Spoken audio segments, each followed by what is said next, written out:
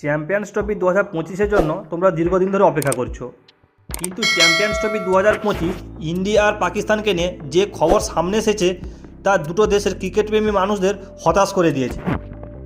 আর সেই খবরগুলি আজকের এই ভিডিওতে আমরা বিস্তারিতভাবে আলোচনা করব।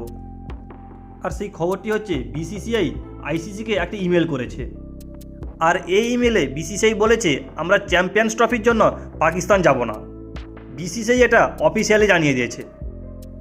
আর না যাওয়ার কারণ হিসেবে মেনশন করেছে যে তারা গভর্নমেন্ট থেকে পারমিশন পায়নি, সিকিউরিটি ইস্যুর জন্য তারা পাকিস্তান যাবে না।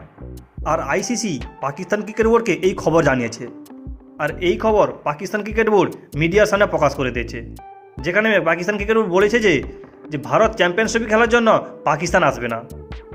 আর এই খবর নিয়ে বিসিসিআই আর পিসিবির মধ্যে আইসিসিকে নিয়ে একটা ঝামেলা সৃষ্টি হয়েছে। আর পিসিবি বলেছে যে ভারত যদি পাকিস্তান না আসে ক্রিকেট খেলার জন্য, তাহলে ভারত আর পাকিস্তানের মধ্যে কোনো ক্রিকেট ম্যাচ হবে না। আর পাকিস্তান এটাও বলেছে যে ভারতের সঙ্গে আমাদের যে ম্যাচটা আছে সেটা খেলার জন্য আমরা বাইরে যাব না। যদি ভারতকে এই ম্যাচ খেলতে হয় তাহলে পাকিস্তানেই আসতে হবে। আর পাকিস্তান বলেছে যে ভারত যদি চ্যাম্পিয়ন্স ট্রফি খেলার জন্য আমাদের দেশে না আসে, তাহলে 2025 ও 26-এ এশিয়া কাপ আর T20 ওয়ার্ল্ড কাপ খেলার জন্য আমরাও ভারতে যাব না।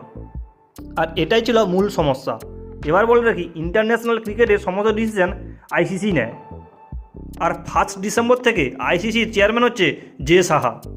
এই ডিসিশন পাকিস্তান ক্রিকেট বোর্ড ঠিক করবে না, এই ডিসিশন ঠিক করবে আইসিসি। জে সাহা ঠিক করবে যে ভারত আর পাকিস্তানের ম্যাচ কোথায় খেলা হবে। পাকিস্তান কে হয় এই ডিসিশন নেওয়ার জন্য? পাকিস্তানের কোনো ক্ষমতা নেই এই ডিসিশন নেওয়ার জন্য। যাই ডিসিশন নেবে আইসিসি নেবে। পাকিস্তান অনেক বড় বড় কথা বলতে পারে, কিন্তু যেখানে আইসিসি চাইবে, বিসিসিআই যেখানে খেলতে চাইবে, সেখানেই ইন্ডিয়া আর পাকিস্তানের ক্রিকেট ম্যাচই হবে।